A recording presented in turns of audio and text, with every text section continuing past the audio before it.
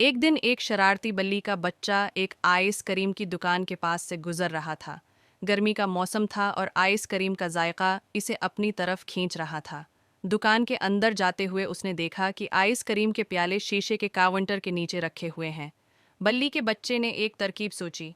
वो खामोशी से दुकान में घुसा और काउंटर के करीब पहुंच गया।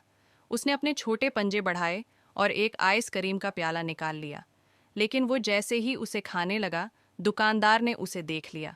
दुकानदार ने शोर मचा दिया, चोर, चोर। दुकान के बाकी लोग हैरत से देखने लगे कि चोर कोई इंसान नहीं बल्कि एक बल्ली का बच्चा है। किसी ने मजाक में पुलिस को बुला लिया। थोड़ी देर बाद पुलिस भी पहुंच गई। बल्ली का बच्चा खौफजदा होकर आइस क्रीम छोड़कर भागने की कोशिश करने लगा, लेकिन उसका पैर एक आइस क्रीम के डब्बे में फंस गया और वो गिर पड़ा।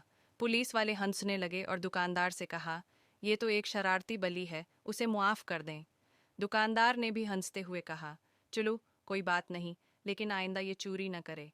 पुलिस ने बल्ली के बच्चे को उठाया और उसे प्यार से समझाया कि चोरी करना गलत है। बल्ली के बच्चे ने अपनी आंखें नीचे झुकाएं और शर्मिंदा हो गया। आखिर में दुकानदार ने बल्ली के बच्चे को थोड़ी सी आइस क्रीम दे दी और सब हंसने